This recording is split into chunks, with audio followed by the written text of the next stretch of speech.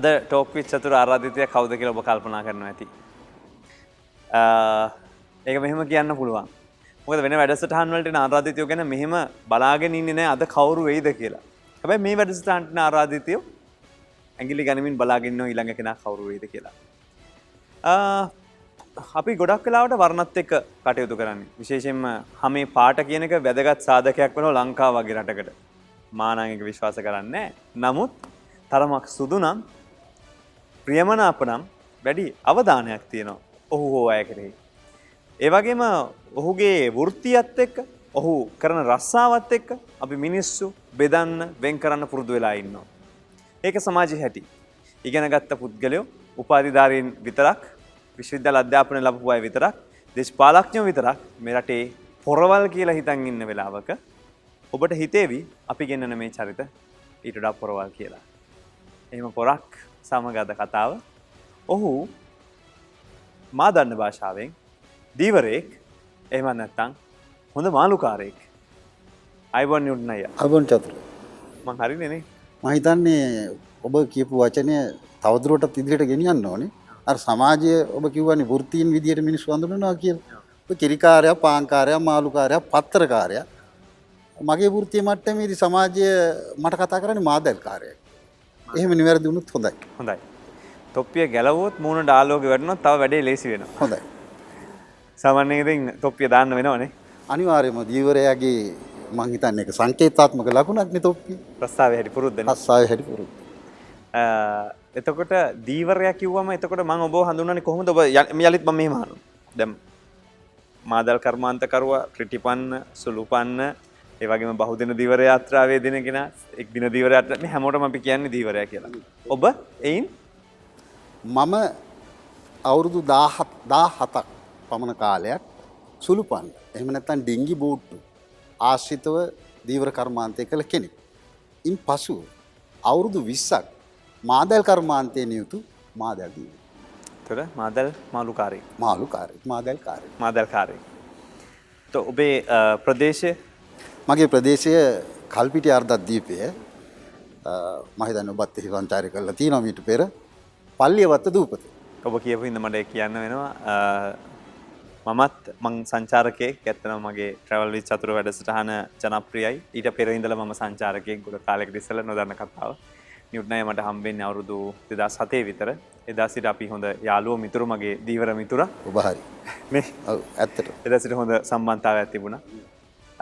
ඒ කතාවත් එක්ක ඔහුත් එක්ක ගනුදෙනු කරන්න බොහෝ ශේෂ්ත්‍ර තියෙනවා. ඉතින් මට මේ වගේ යාළුවෝ ගොඩක් ඉන්නවා එක එක ශේෂ්ත්‍රවල. හැබැයි නිවුටන් අයියා විශේෂ මිතුරෙක්. මේ කතාවේ ඉතුරු කොටසට එනවා නම්. එතකොට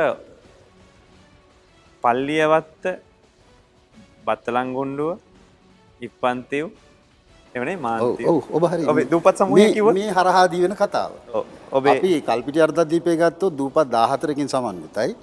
අපි මෙයා නම් කරොත් බටහිර එරමතිව්, නැගෙනහිර එරමතිව්, සින්නාරිච්චල්, පෙරියාරිච්චල්, ඉලිප්පන්තිව් උච්චමුනේ, වෙල්ල 1, වෙල්ල 2, වෙල්ල 3 පරාමුණේ, පල්ලියවත්ත, බත්තලංගුණ්ඩුව කාර්දුව.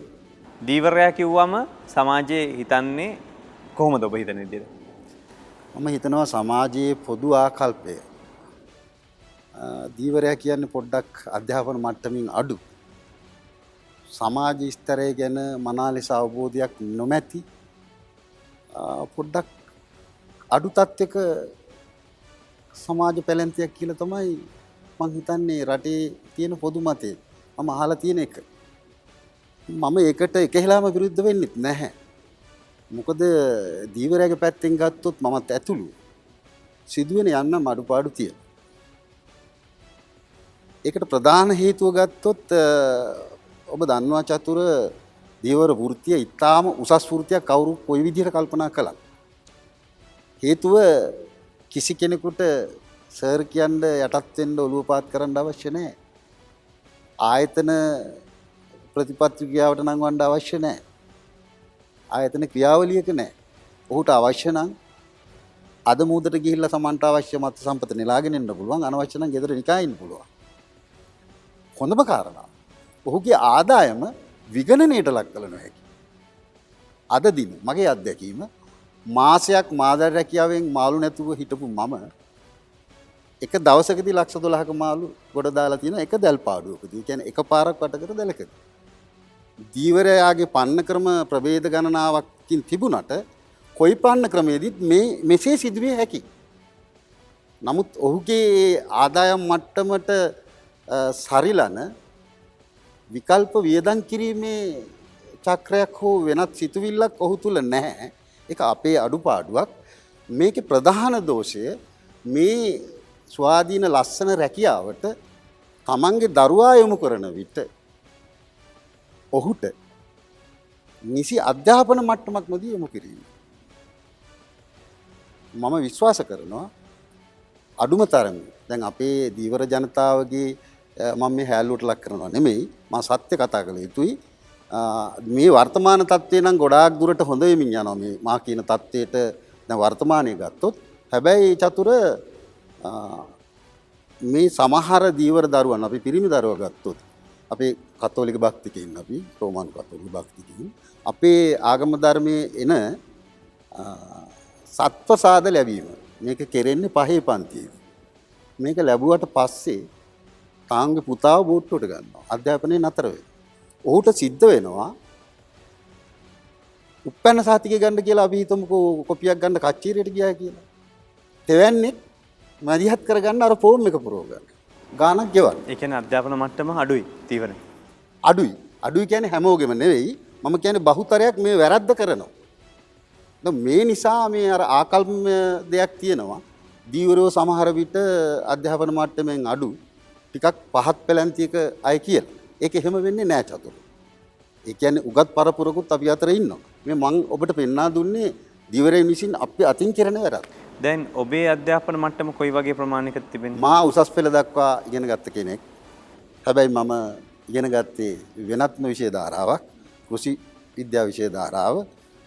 නමුත් මගේ පාරම්පරිකව මගේ පියාණන් ඇතුළු මගේ පරපුර කරේ දීවර රැකියාව. අවසානයේ මම ඒ රැකියාවටම යමු වුණා. හැබැයි මම මේ රැකියාව තුල රාජ්‍ය අංශයේ හෝ වෙනත් පෞද්ගලික අංශයේ හෝ අපි හිතමු ඇමතිවරයෙක් මුණ ගැහෙන්න ගියා කියලා. මම මේ සියල්ල කළේ තනියම. මේ මගේ අත්දැකීම. ඒ නිසා මම අපේ සහෝදර දීවර ජනතාවගෙන් ඉල්ලා සිටිනවා.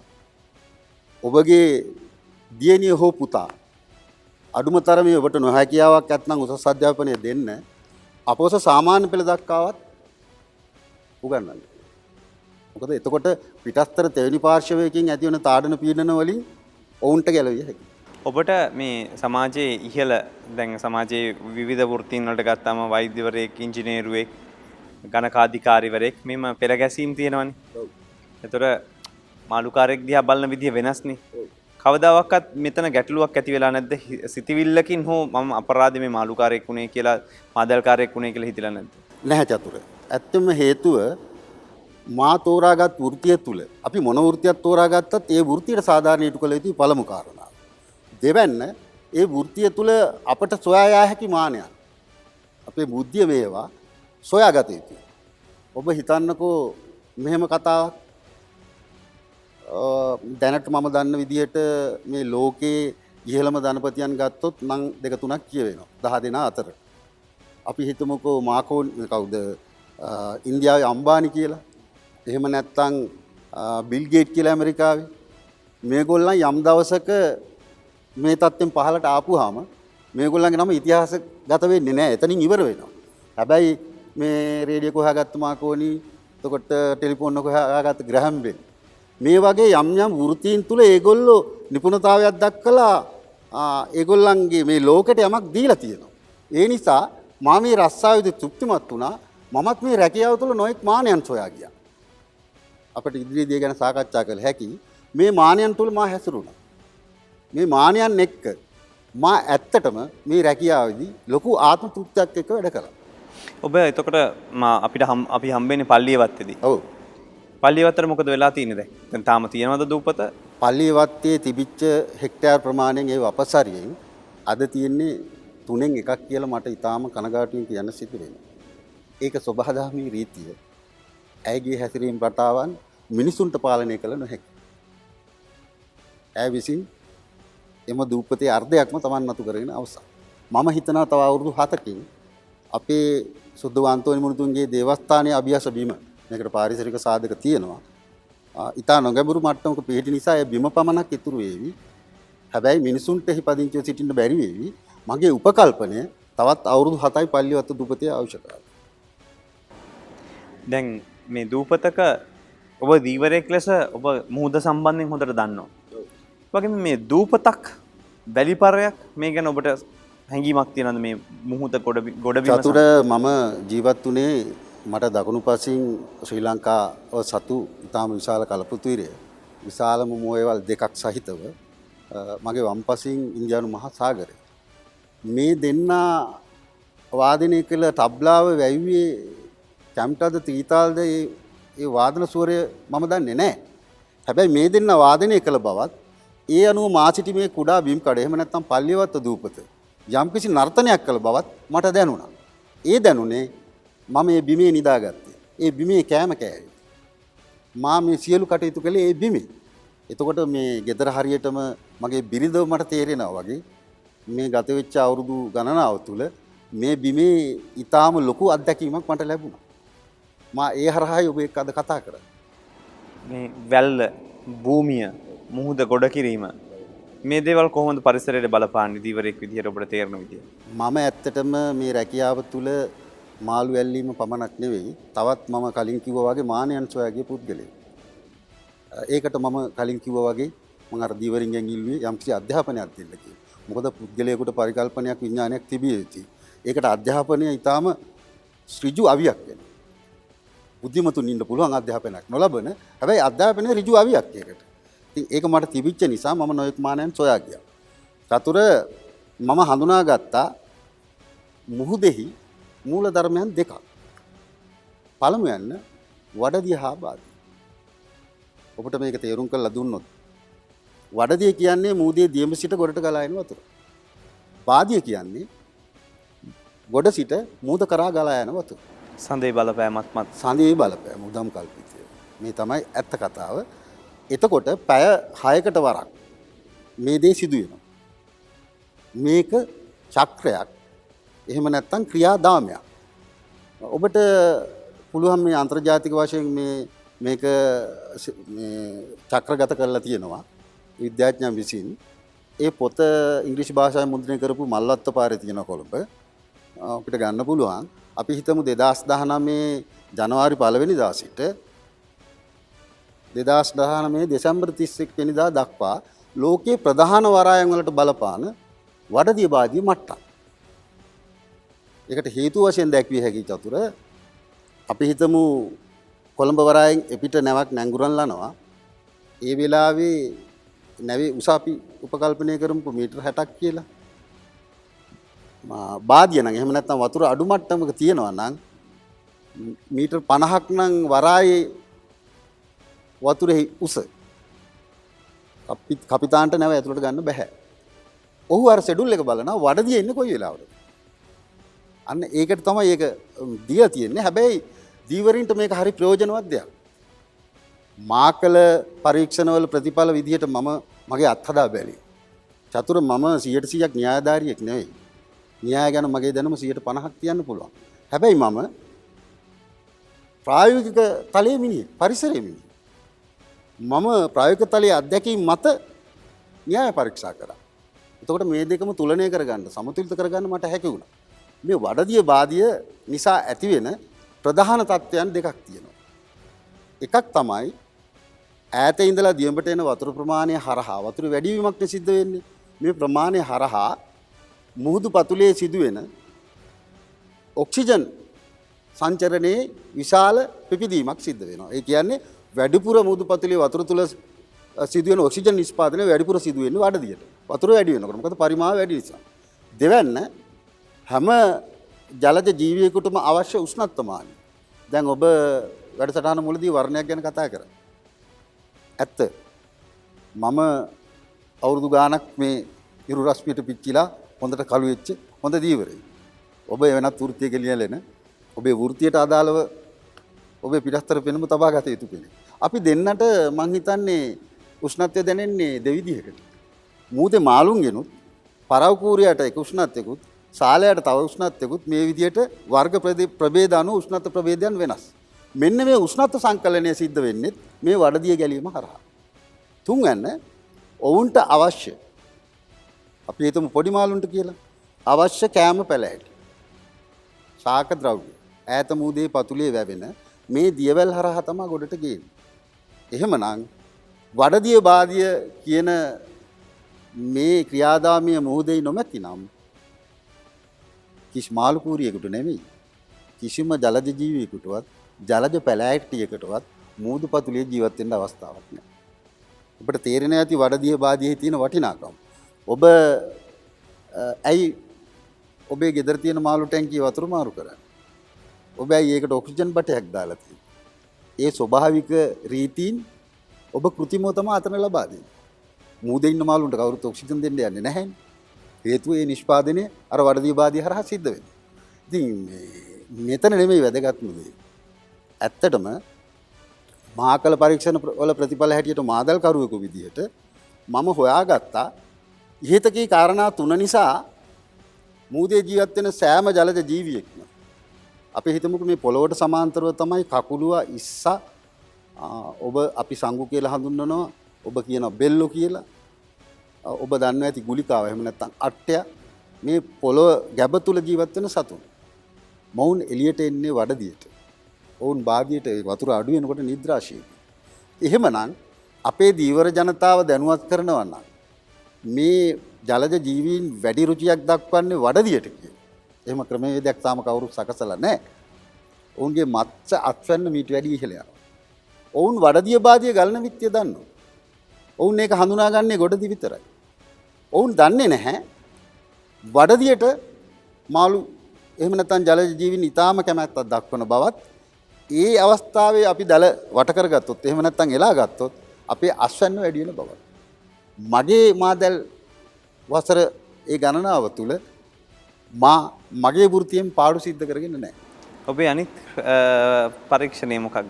ඔව් දෙවන පරීක්ෂණය මේක ඊටාම මම හිතන්නේ කාලීන ප්‍රශ්නයක්.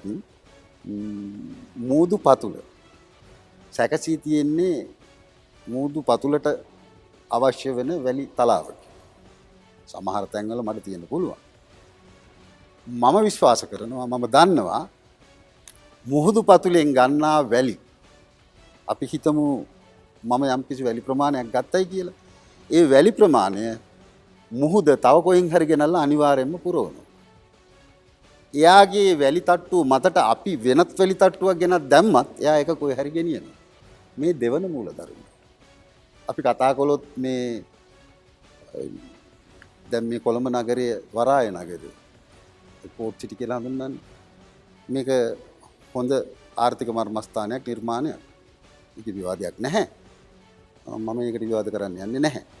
ඉතින් මම දැක්කා ඔබේ නාලිකාව තුලින්ම ගිය සතිය ප්‍රවෘත්තියක් දැන් වපසරිය එහෙම නැත්නම් හෙක්ටයාර් ප්‍රමාණය අපේ ලංකා භූමිය තුල මේ හෙක්ටයාර් 800 ගානකුත් එක්ක වැඩි වෙලා තියෙනවා කියලා. මේ වරාය නගරේ නිසා. මිනින්දෝරු දෙපාර්තමේන්තුවෙන් නැවත මේ සිටියම අපේ ලංකා සිටියම මේ හෙක්ටයාර් ප්‍රමාණයත් ඇතුළත් කරලා සකස් කරන්න යනවා කියලා. මම ඔබට කියනවා චතුර අපිට එතනින් වැඩි වුණේ හෙක්ටයාර් 800 ගානක් නම් මිනින්දෝරු දෙපාර්තමේන්තුවෙන් මේ වසර තුල මේ මැනුම් කටයුතු සිදු කරොත් මම කියනවා කළුතර පැත්තෙන් කැරිඩෝ වෙරළ ඒ වෙරළ ආශ්‍රිතවත් ඒ කියන්නේ බස්නාහිර පළාතේ අක්වෙරළ කියන්නේ චතුර වෙරළට සමීප මුහුද මේ අක්වෙරළින් බස්නාහිර පළාතේ කැරිඩෝ වෙරළ ආශ්‍රිතයේ ප්‍රදේශයක් වයිඹ පළාත අපි හිතමු වෙන්නප්පුව උල්ලිහිටියාව මුතුපන්තිය පල්පිටිය දූපත් මේ ප්‍රදේශයනුත් යම්කිසි හෙක්ටයාර් ගානක් මුහුද අරගෙන තියෙයි. ඒ වැඩිපුර හෙක්ටයාර් 800 අර්ධයකටවත් සීමා වෙයි කියලා මං හිතනවා. මොකද මං කියලා හැඳින්වුවේ මුහුද. ඒක මගේ පුරුද්ද ඇත්තටම චතුර. මම අපි සාමාන්‍යයෙන් කාන්තා පාර්ශවයට අපි පිරිමි පාර්ශවයට වැඩි ඇගෑලුම්කමක් දක්වන්නේ. ඉතින් මුහුදට කිව්වොත් ඒ මම පාවිච්චි කරපු වචනය. ඔබ මුහුදට ආදරේ හින්දා. අනිවාර්යයෙන්ම මම විශ්වාස කරනවා මගේ දරු පවුලට මගේ සේවකීන්ට පුරා වසර 30 ගාණක් 37ක් තුල මට ජීවය ලබා දුන්නා. මට අවශ්‍ය දේ සැලසුවා. කෙරෙහි දක්වන්නේ මා පුදුම ආදරයක් ගෞරවයක් සෙනෙහසක්. මං හිතනවා ඈතුලත් මා කෙරෙහි තියෙන එවැනි වූ ගෞරවයක් දවාව මට කිසිම දවසක විපතක් කළා නැහැ. ස්වභාවික සංසිද්ධීන් ඈට පොදුයි.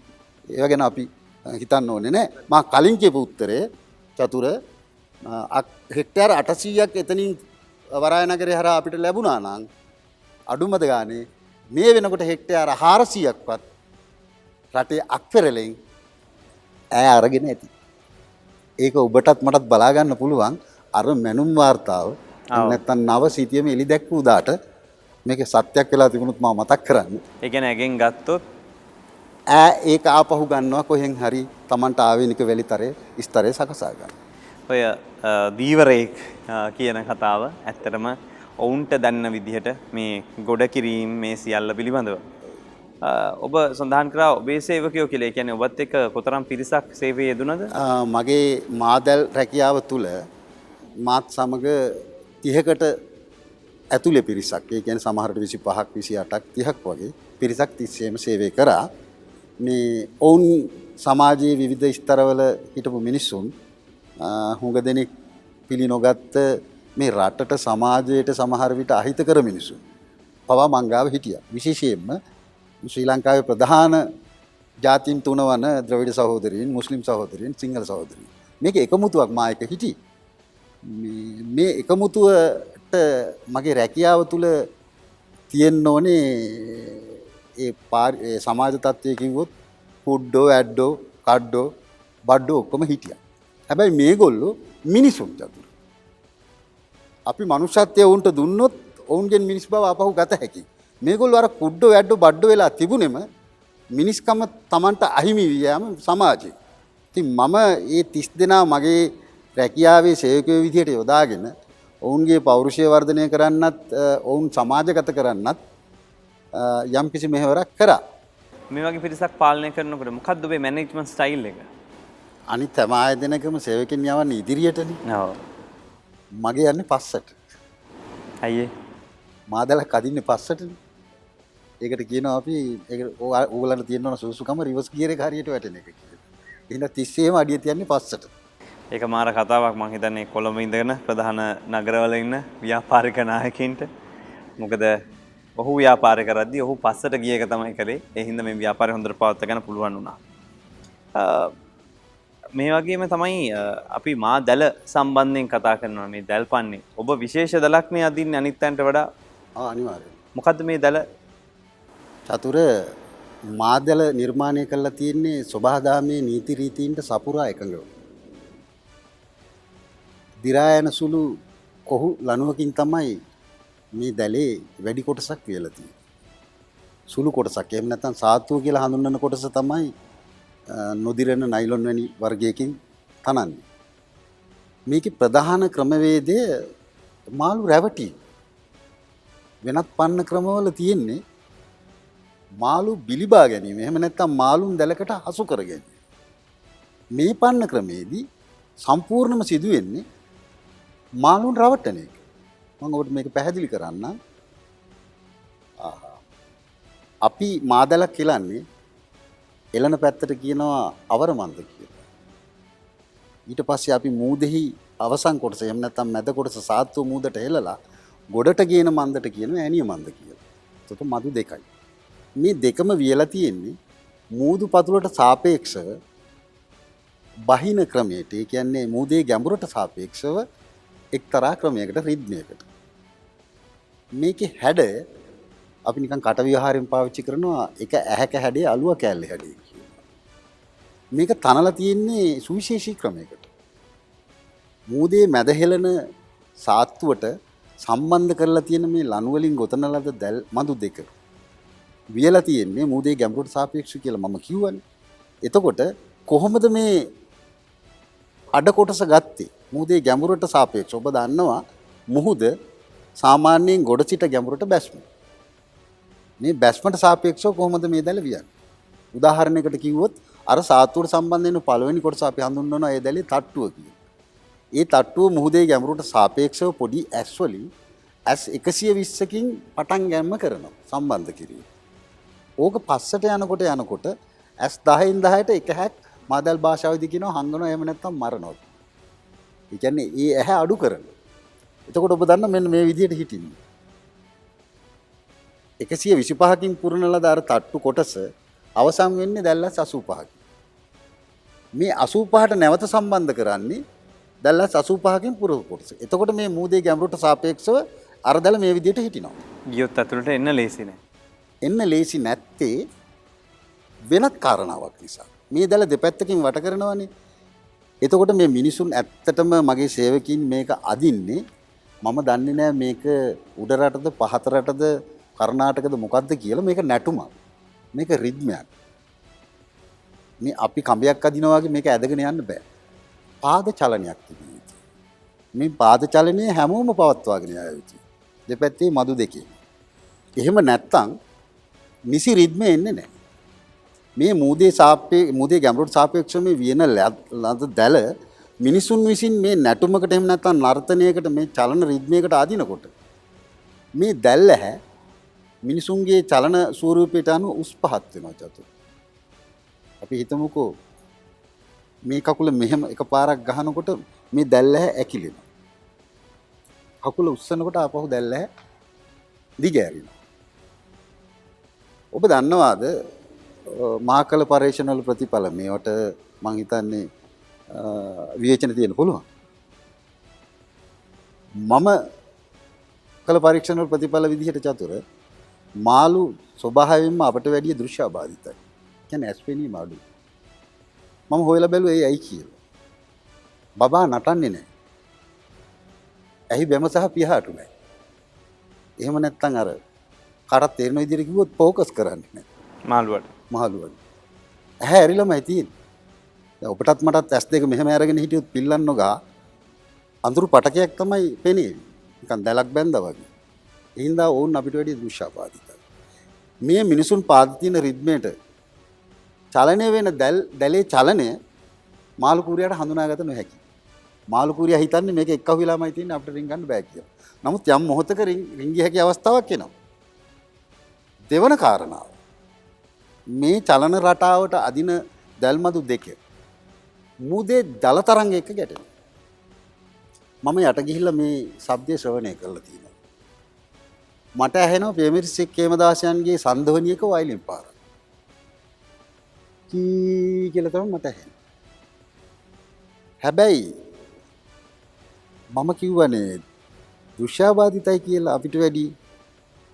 හැබැයි ශ්‍රවණ තත්ත්වය අපිට වැඩි 10000 ගුණයකින් ඉහළයි. ඔහු මාළු කූරියාට කර්ණාවය නැහැ අපිට පේන්න.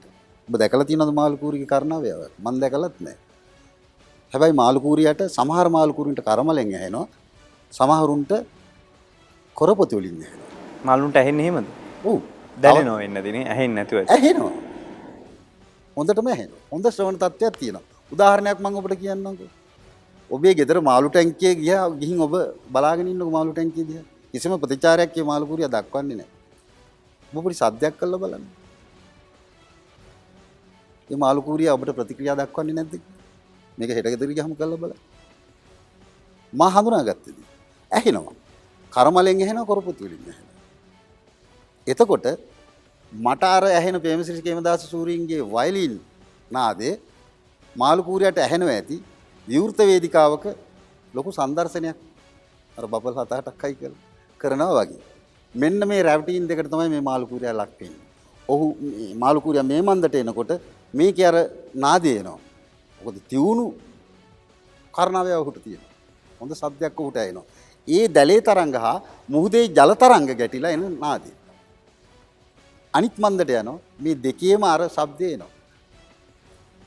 රින්ගන්න බෑ දුෂ්‍යාබාධිත හින්දා ඒ චලනය තේරුම් ගන්න බෑ. මේ විදිහට ගොඩට එනවා.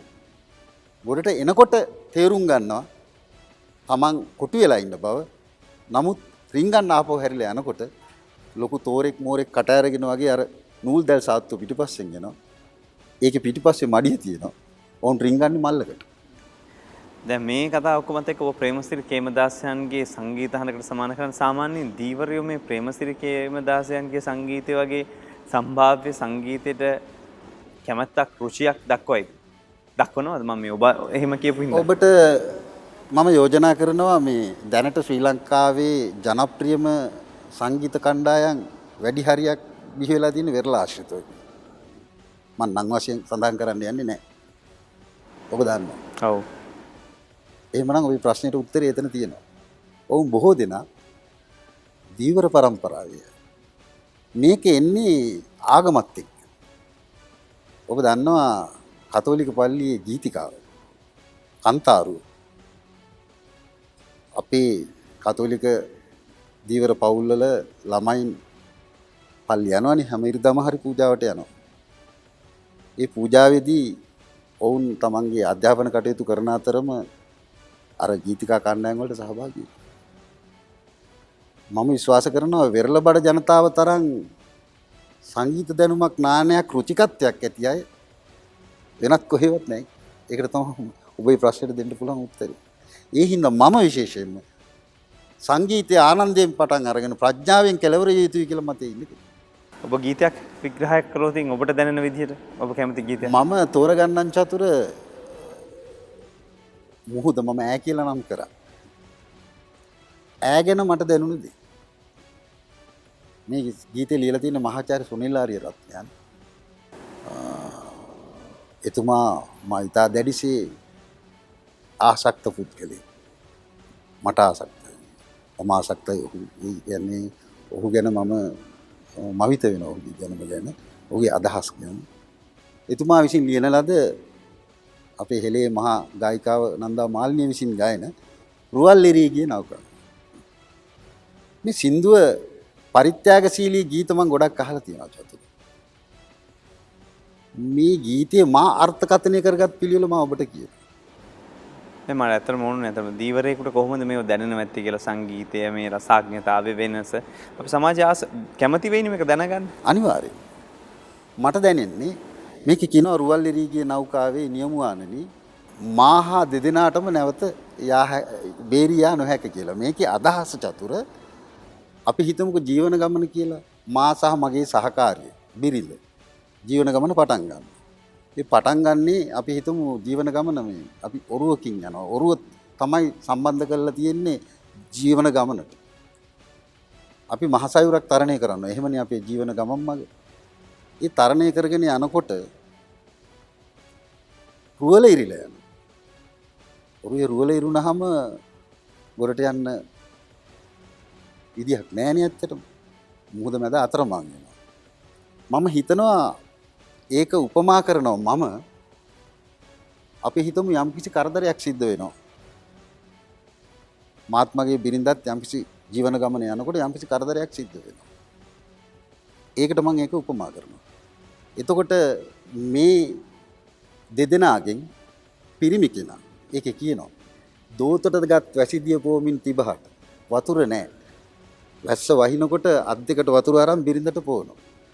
Tamanට බොන්න සමහර විට අවස්ථාවක් නැහැ. ඉරුනුරුවල් රෙදි දවටා සදමින් උණුසුම්.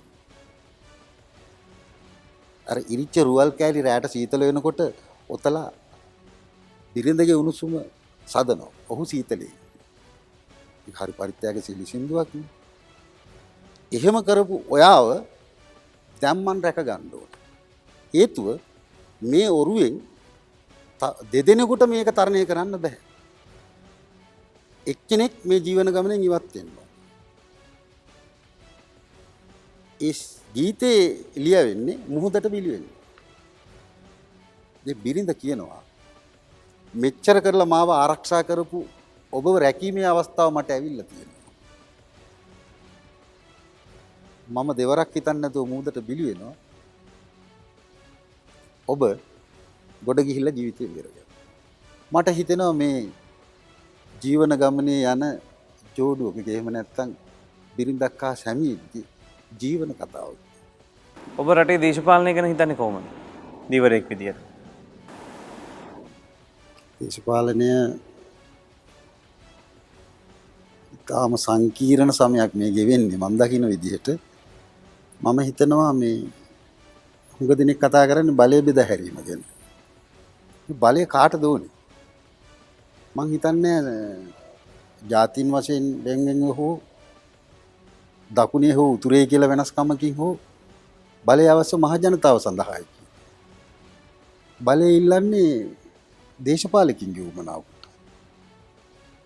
අපි නිකන් හිතමුකෝ උතුරේ අපේ ද්‍රවිඩ සහෝදරීන් ගැන. මම හිතන්නේ දැන් පළාත් සභාව උතුරේ විසිරුවලා තියෙන්නේ. මම ප්‍රවෘත්තියක් දැක්කා විසිරුවන්න කලින් මධ්‍යම රජයේ විසින් මේ පළාත් සභාවට යපු ප්‍රතිපාදන හරවා යවුවයි කියලා. ඉතිරි වෙලා. උතුරේ කරන්න වැඩ 100 ගණක් දහස් ගණක් තියෙනවා. යටිතල පහසුකම් ගොඩාක් නැහැ ඒ ජනතාවට. ඔවුන් ඉල්ලන්නේ බලය නෙවෙයි. මම විශ්වාස කරනවා දකුණේ තියෙන ප්‍රශ්නවලත් උතුරේ තියෙන ප්‍රශ්නවලත් කිසිම වෙනසක් නැහැ. දෙකම සමානයි. ඔවුන් බලය නෙමෙයි ඉල්ලන්නේ. Tamanට ජීවත් වෙන්න අවශ්‍ය පරිසරයක් සහිත රටක්. Tamanට අවශ්‍ය වෘත්තීන් කරගන්න අවශ්‍ය යටිතල පහසුකම්. උදාහරණයක් විදිහට උතුරට නව ජල යෝජනා ක්‍රමයක්. ඒගොල්ලෝ ආණ්ඩිලි දෙම් වතුර ඇදලා තමයි ගොවිතැන් කරන්නේ. මම දැක්කා. මම ගියා. තදාසන්න යාපනයේ නගරයේ තදාසන්න ප්‍රදේශයකට මම සති දෙකකට කලින් ගියා. උන්ට පානීය ජලය නැහැ. උන් කිව් ජලය පාවිච්චි කරා. එහෙම දහසක් ප්‍රශ්න තියාගෙන රජය විසින් ලබා දුන්නු ප්‍රතිපාදන උතුරු පළාත් සභාවෙන් හරවා යවුවා නම් වැඩක් නොකර බලය කියන්නේ මොකක්ද චතුර? මට තේරෙන්නේ නැහැ. මා විශ්වාස කරනවා චතුර බලය පළාත් සභාව හරහා නෙමෙයි ග්‍රාමීය මට්ටමේ ග්‍රාම නිලධාරී කොට්ටාස මට්ටමේ මැදගත් කළ යුතුයි. කොහොමද ඒක කළ යුත්තේ? මම දන්නේ මේ මගේ අදහස. ස්වාධීන මතය. අපි පෙර තිබුණේ පළාත් සභාව එන්න කලින්. ඔබ දන්නවා පළාත් සභාව කියන්නේ අපිට බලෙන් පටවපු එකක්. මේක අපේ උමනාට ගත් එකක් නෙමෙයිනේ. 87 අතකරකෝල අඹරෝල තමයි මේක ලියවගත්තේ. ඒක තමයි ඇත්ත. 13 වෙනි ආණ්ඩුක්‍රම ව්‍යවස්ථා සංශෝධනය කියලා කියන්නේ. මේක අහෝසි කළ යුතුයි. ඇයි? මධ්‍යම රජයට වැඩි මැති ඇමතිවරුන් සංඛ්‍යාවක්, වැඩි ගොඩනැගිලි, වැඩි වාහන, වැඩි ප්‍රතිපාදන සංඛ්‍යාවක් රජයේ වාර්ෂික ආදායමෙන් වෙන් කරන්න ඕනේ. මේගොල්ලෝ වෙන්නේ. ජනතාවට සේවයක් කරන්න මුදල් නැහැ. මේකයි මේ ණය කියලා කෑ ගහන්නේ. මම කියනවා ගමක් ඡන්ද කොට්ටාශයක්, මැතිවරණ කොට්ටාශයක්, ග්‍රාම නිලධාරී කොට්ටාශයක් වශයෙන් දියුණු කරන්න මගේ අදහස ප්‍රාදේශීය ලේකම් කාර්යාලයත් නගර සභාව හෝ ප්‍රාදේශ සභාවත් ප්‍රමාණවත්. ඔබ දන්නවා චතුර මේ අපි ජීවත් වෙන්නේ අපිට වගේ අපේ රට වගේ තුන්ගුණයක් සාගර සම්පත තියෙන. කරපිංච නැට්ටේ ඉඳලා වල්ලපට්ටා දක්වා ශාක වර්ග ශාක කොටස් අපනයනය කළ හැකි ඊටාම විශාල පරිසර සාධක හේතුන් වස්තුන් තියෙන ස්වර්ණ භූමියක.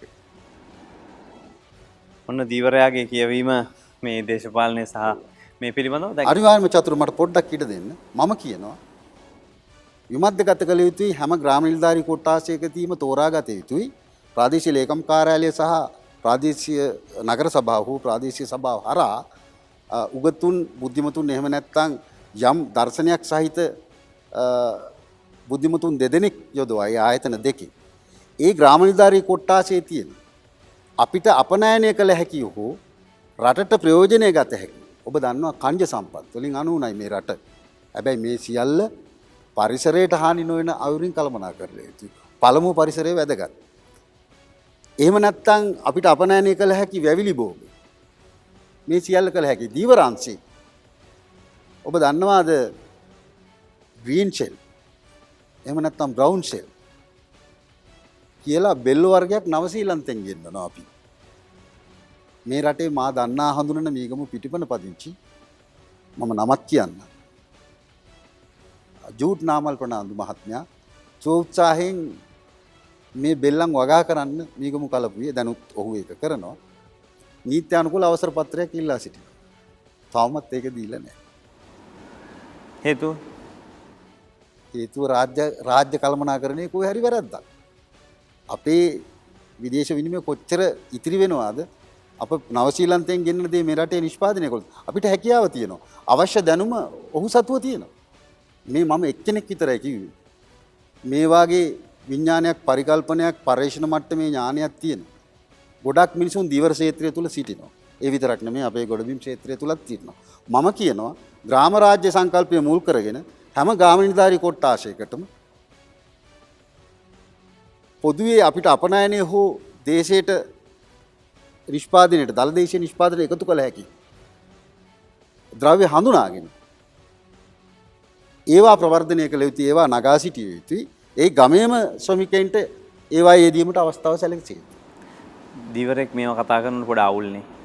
රට පාලනය කරන විදිහක දීවරයට අදාළ කාර්යයක් නෙමෙයි වගේනේ.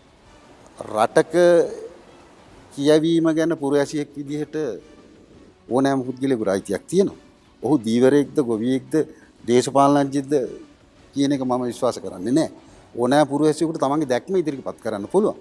ප්‍රශ්නේ තියෙන්නේ එවන් නිවැරදි දැක්මක් අපේ දේශපාලනඥයන් කියන පිරිස ග්‍රහණය කර නොගන්නාකම.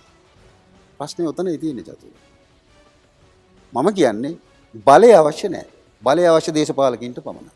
මේ රටේ කිසිම පොදු ජනතාව බලය ඉල්ලන්නේ නැහැ. මට ඇහිලා නැහැ එහෙම කවුරුත් බලය ඉල්ලන්නේ. මේ ජාතීන් අතර සමගිය සංහිඳියාව කතා කරනකොට මම ඔබේ ප්‍රදේශයේදී දකිනවා බොහොම එක්කාසු වීමක්, ලෙන්ගතුකමක්, ජන වර්ග අතර මුහු වීමක්. මේක කොහොමද බලපාලා තියෙන්නේ සංහිඳියාවට ඇත්තටම? අපේ රටේ ජීවත් වෙන ප්‍රධාන ජන කොට්ටාස තුන අපි ගත්තොත් ඔය සිංහල දෙමළ මුස්ලිම් කියන කොටස් තුනනේ අපි සරල වචනෙන් කිව්වොත්. මේ තුනම සම මට්ටමක ජීවත් වෙන කල්පිටි පරිසරය තුල. ඔවුන් අතර අන්‍යෝන්‍ය ආවාහ විවාහ පවා සිදු වෙලා තියෙනවා. සමහර සිංහල කාන්තාවට ද්‍රවිඩ නම් තියෙනවා, ද්‍රවිඩ කාන්තාවට සිංහල නම් තියෙනවා. උදාහරණයක් විදිහට කිව්වොත් උදාහරණයක් විදිහට අපි කියමු ඥානවතී යෝගේශ්වර. ඥානවතී යෝගේශ්වර. මේ කාන්තාව ද්‍රවිඩ. හැබැයි ඇයට ලැබිලා තියෙන නම ඥානවතී. මේ වගේ මේකේ ප්‍රශ්නේ තියෙන භාෂාමය ප්‍රශ්න. අපි ඇත්තටම ද්‍රවිඩ සහෝදරයින්ට සිංහල භාෂාව පරිහරණය කරන්න ඉගැන්විය යුතුයි. සිංහල සහෝදරයින්ට ද්‍රවිඩ භාෂාව ඉගැන්විය යුතුයි. දැන් කල්පිටියේදී දීවර රස්සාව කරනකොට මේකේ හොඳ මුහු වීමක් තියෙනව නේද? අනිවාර්යයෙන්ම මේ දෙගොල්ල තුන්ගොල්ලම මුස්ලිම් ජනතාවත් සහ සම්බන්ධකම් තියෙනවා. ආහවිවාහ නම් අඩුවෙන් කෙරෙන්නේ මුස්ලිම් ජනතාව අතර. නමුත් ඔවුන් මේ ඊට සමගි. මේකට උදාහරණය මෙහෙම දෙන්න පුළුවන්. දැන් මගේ මාදල්වාඩිය තුල ජාතීන් තුනම හිටියා. මුස්ලිම් සිංහල දෙමළ. මං කවදාවත් ඔවුන් ජාතීන් වශයෙන් බෙදා කතා කරේ නැහැ. මම මගේ සේවයින්ට කතා කළ එකම වචනය පොදුවේ පුතා. මා තහනම් කර තිබුණා ජාතීන් විදිහට ඇමතීම කරන්න එපයි. කියන්නේ අපි කතා කරන්නේ උඹ සිංහලයා මරක්කයා එහෙම කතා කරන්න එපා. අයියේ මල්ලියේ කියන්නේ. මං විශ්වාස කරන්නේ තිස්සෙම අවවාදයට වැඩි ආදර්ශය උතුම්. මා ඒ පරිදි හැසිරුණා. මගේ වාඩියේ කවදාවත් ඒ අවුරුදු 20 තුලම ජාතිවාදී කලබලයක් ඉස්මතු වුණේ නැහැ. මේ ජාතීන් තුනම හිටියා.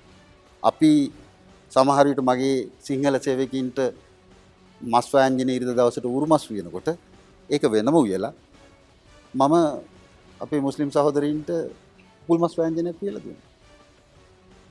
ඔවුන්ට මම බල කරේ නෑ මම ජනපල්ලියට යන්න කියලා.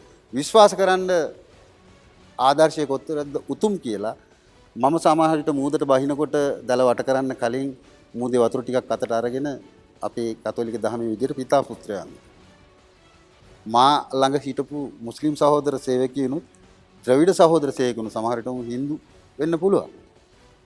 ඒ පිතා පුත්‍රයා දාන්න පුරුදු වුණා. ඒකෙන් මම බලාපොරොත්තු වුණේ ආගම වෙනස් කිරීම නෙවෙයි. යම්කිසි විශ්වාසයක් පෞරුෂයක් වොන් තුළ ගොඩ නැංගීම. ඉතින් මේක මේ ජන සමාජය තුලත් අපූර්වට කරන්න පුළුවන් දෙයක් චතුර. බැරි නෑ. මේක නොකරන්නේ දේශපාලකින්ගේ උමනාව මත කියන මම නැවත ඔබට යෝජනා කරනවා. යුද්ධ කාලේ දීවරය විදිහට විශේෂයෙන්ම ඔබ ඉන්නේ කුදිරමදේ තුඩුවට ඉදිරිපිටින්. ලොකු බලපෑම් තිබුණාද? ඒක ඊටාම අඳුරු අතීතයක්. මම ප්‍රථමයෙන්ම කියන්න ඕන ඒ අඳුරු අතීතය සොඳුරු කළ අයට අපි ණය ගැති. අපිට අමතක වෙලා තියෙනෙත් ඒකමයි කියලායි මගේ විශ්වාසය. විශේෂයෙන්ම රණවිරුවන් මම මේ වෙලේ ආදරයෙන් ගෞරවයෙන් සිහිපත් කරන්න ඕනේ. අපිට ප්‍රධාන වශයෙන් ආරක්ෂා සැලසුවේ කල්පිටිය විජේ නාවික නෞකා ආයතනය. මේ ප්‍රශ්නයේදී අපි මුහුණ දුන් බාධක කරදර අනන්තයි අප්‍රමාණයි. අපිට ගිනි පෙට්ටියක් දූපතකට ගෙනියන්න, බැටරි කෑල්ලක් රේඩියෝ එකක් අහන්න ගෙනියන්න, අපිට අවශ්‍ය එන්ජින් වලට බෝට් එන්ජින් වලට තෙල් ටිකක් ගෙනියන්න ගොඩක් කරදර බාධක මතුවුණා. ඒ විතරක් නෙමෙයි මේ සිද්ධිය මම විශේෂයෙන්ම කියන්න ඕනේ. මම ඉලිප්පන්දුවේ කියන දූපතේ ජීවත් වෙන සමයේ ඊට එපිටින් පිහිටියේ විල්පත්තු අබේ භූමිය ඔබ දන්නවා මේ කල්පිටිය අර්ධද්වීපයේ පැත්තකින් මායින් වෙන විල්පත්තු අබේ භූමිය හරහා කියලා. ඒ අබේ භූමියෙහි අපිට ඉදිරියෙන් දූපතක් අපිට ඉදිරියෙන් ඒ අබේ භූමියෙහි යම් කොටසක ජීවත් වූ එතනට කියනවා වෙල්ලමුන්දලම කියලා. අපේ සහෝදර දුංගල්පිටිය පිටිවන පදිංචි සිංහල දීවර ජනතාව 1991 ඔක්තෝබර් මාසේ 21 වෙනි සිකුරාදා. ඒ දිනේ මගේ මනසින් මැකෙන්නේ නැහැ. 23 දෙනෙක් කපා කොටා වුන් ඝාතනය කළා. මගේ ජීවිතය තුළ දුටු ඊටා මෙලෙච්චතම ඊටාම කනගාටුදායක සිද්ධිය ඒක. මං හිතන්නේ ඔබට මේ සිද්ධියේදීම තේරෙන්නේ නැති අපි කොයිතරම් දුකටපත් වෙලා ඒ සමය ගත කළාද කියලා. LTT හම්බ වෙන්නේ නැද්ද මුහුදේදී? රස්සාවට ගිය වෙලාව අවස්ථාවල ඔවුන් ප්‍රසිද්ධියේ මේ කාලවකවානුව 2006 සිට 2003 වර්ෂය දක්වා කල්පිටිය සිට මුහුදට ගිය දීවර යාත්‍රාවලිනුත් කල්පිටියේ පදිංචි දීවර ව්‍යාපාරිකයනුත් ප්‍රසිද්ධියේ කප්පම් ගත්තා. මේ යුද්ධ කාලේ නෙමෙයි ඔබට මතක ඇති සාම සාකච්ඡා තිබිච්ච අවදිය. එහුන් එක ටෝලර් එකකින් රුපියල් 10000ක කප්පමක් ගත්තා. ව්‍යාපාරික වාඩියට ඇවිල්ලා රුපියල් 10000ක කප්පම ගත්තා. මේ වෙලේ තිබුණේ සාම ප්‍රයත්නයක් නිසා ඒවට කතා කරන්න කවුරුත් හිටියේ නැහැ. මුහුදේදී තව ඝාතන ගොඩක් සිද්ධ වුණා. 2006-6-28 වෙනි දින මා පදිංචි පල්ලිවත්තු දූපත ඉදිරිපිටදීම අපේ විජේ නාවක නෞකා අතනේ වෝටර් ජෙට් එහෙම නැත්නම් ගෑස් බෝට්ටුව කියන යාත්‍රාවට පාර දුන්නා. බෝට්ටු 19කින් ඇවිල්ලා. අපේ රණවිරුව 10 දෙනෙක් ජීවිතය පිදුවා. මම ඒ සිද්ධිය මගේ මනසින් මකන්න බැරි නිසා ඒ දූපතේ ඒ රණවිරුවන් සඳහා සුවිශේෂී ස්මාරකයක් ඒ සිද්ධිය වෙච්ච කලපුවේ නිර්මාණය කරා. මද්ද්‍රව්‍ය සහ වෙනත් දේවල් වලට දීවරයෝ සම්බන්ධ වෙන විශේෂයෙන්ම මන්නාරම කල්පිටිය මීගමුව හලාවත මේ ආශ්‍රිතව මද්ද්‍රව්‍ය ජාවාරම කරන්න දීවර බෝට්ටු වලට ලොකු හැකියාවක් තියෙනවා. මේක තමයි වුන් කරන්න කියලා. ඔබේ අත්දැකීම් නැද්ද මේත් එක්ක? මෙහෙමයි චතුර. මට මේ ගැන වෙනම කියවීමක් තියෙනවා. මන්නාරම ඉන්දියාවට ඊටාම සමීප නිසා හුඟක් ඔය කේරළ ගංජාතම කේජීත මොනවද කියන්නේ? මේවා බීඩිකොළ වගේ දේවල් මන්නාරම හරහා කලින් ඉඳන්ම ගනුදෙනු කෙරුණා. හැබැයි කල්පිටියට මේවා ආදේශ වෙන්නේ පසු කාලේ ඉඳලා. ඔබ දන්නවා LTT ත්‍රස්තවාදී කටයුතු වලට සම්බන්ධ අපේ ජාතීන් 3-4ම හිටියා. සිංහල අයත් හිටියා. ඒගොල්ලන්ට තෙල් ටික බැටරි කෑලි ටික යවුවේ ඒගොල්ලෝ. ඒගොල්ලෝ මහේසාක්ක ජීවිත ගත කළා. අරගොල්ලන්ට අර යම් යම් දේ දීලා හොයන මුදලි. ඒ ප්‍රතිපාදන වලින් මේ යුද්ධය අවසන් වෙනකොට LTT අවසන් වෙනකොට මේ ප්‍රතිපාදන සියල්ල අහිමි වුණා වුන්ට. නමුත් ඔවුන්ට අර මහේසාක්ක ජීවිතය පළපුරුදු වෙලා තියෙන මේක ගෙනියන්න ඕනේ. මම ඔබට කියනවා කල්පිටියට මේ කේරළ ගංජා එහෙම නැත්නම් කුඩු බීඩිකොළ මේ සංගු වැනි දෑ ඉන්දියාවෙන් හෝ වෙනත් කොහෙන් හෝ ප්‍රවාහනය කරන්න යොමු උනේ කලින් LTT තත්ත්වවාදීන්ට උදව් කර මුදලක් හොයපු මිනිස්සු. මම ආරක්ෂකාංශ මේ සම්බන්ධව දැනුවත් කළා. අපි ඒ 100ක් අරගෙන ඒ 100කගේ පැටිකිරිය හොයලා බැලුවොත් ඒකෙන් 60ක්වත් අඩු ගානේ මේ දැන් මේ කරන ජාරම් වලට සම්බන්ධයි. මොකද ඔබටත් මටත් වගේ අපිට ලැබෙන දෙයින් ජීවත් වීමේ පුරුද්දක් වුන්ට නැහැ. ලැබෙන ධනෙ අසීමිතයි. ඔබ දන්නවා කෝටි ගණන් ලැබෙන්නේ. අපිට එහෙම ලැබෙන්නේ නැහැ. ඉතින් මේවා නැතුව ගියාම හරි අමාරුයි. LTT එක නැත්තම් වෙන මොකක් හරි කරලා හරි ඒ ගාන හොයා ගන්න ඕනේ. එහෙනම් ඔබේ යෝජනාව සාධාරණයි. කල්පිටිය ප්‍රදේශයේ ඔබ මාධ්‍ය වාර්තා දකින්න මමත් දකින්න. මේකට ගොඩක් ලොකු විදියට විශාල විදියට ගොදුරු වෙලා තියෙනවා. දැන් මේකේ ඔබේ සාමාන්‍ය වැඩ කරද්දි වාඩියක වැඩ කරද්දි මත්ද්‍රව්‍ය කියන එක අවශ්‍ය දෙයක් නෙමෙයිද? ඔව් දැන් අපේ මාදල් රැකියාවේදී මම ඔබට කිව්වා වෙනත් මත්ද්‍රව්‍ය නැහැ. ඒ කියන්නේ ඔය ගංජා ඔය කොකේන් ඒවා අපි දැකලත් නෑ ඇත්තටම. පාවිච්චි කරලා තියා මගේ සේවකින්. මගේ සේවකින් පාවිච්චි කරන්නේ මත්ද්‍රව්‍යයක් විදිහට අරක්කු. ඉතින් මේක ඔබ දන්නවා ඒ කාලවකවානුවේ දූපත්වල මිනිසුන් පොඩි වඩියක් කියලා කියන්නේ. කසිප්පු. ඔව් කසිප්පු ටිකක් පෙරාගෙන බිව්වා. ඒක අහිතකර දෙයක් නෙමෙයි. සීනි කිලෝ 5යි ඊස් ග්‍රෑම් 150යි දාලා ඒ ගෙදර කාන්තාව දීවර ගෘහිණිය තමයි ඒක හදන්නේ. මම ඉලිප්පන්තු කියන දූපතේ ජීවත් වෙන සමයේ පවුල් 140ක් සමග හිටියා. මම සභාපති විදිහට මම වුන්ට යෝජනා කරලා තිබුණා ඒක පෙරාගෙන බොන්න අලවිය තහනම් හෝමාරු කරගන්න පුළුවන්. අද බඩු මංගාව නැත්තම් අර ගෙදරින් ඉල්ල ගන්න. බාණ්ඩ හෝමාරු. ඔබ විශ්වාස කරන්න අවුරුදු 5ක් කල්පිටිය පොලිසියට කිසිම පැමිණිල්ලක් නැතුව පවුල් 140ක් මගේ පාලනය යටතේ දූපතේ ජීවත් වුණා ජාතීන් තුන. මත්ද්‍රව්‍ය වලට ඇබ්බැහි වීම අපිට දීවර රැකියාව තුළ වළක්ව ගන්න අමාරුයි. හේතුව ඔවුන් යන්නේ තද සීතලත් එක්ක බොන ඕනම කෙනෙකුට කියන්න හේතුවක් තියෙනවා තමයි. ඒක වෙනම කතාවක්.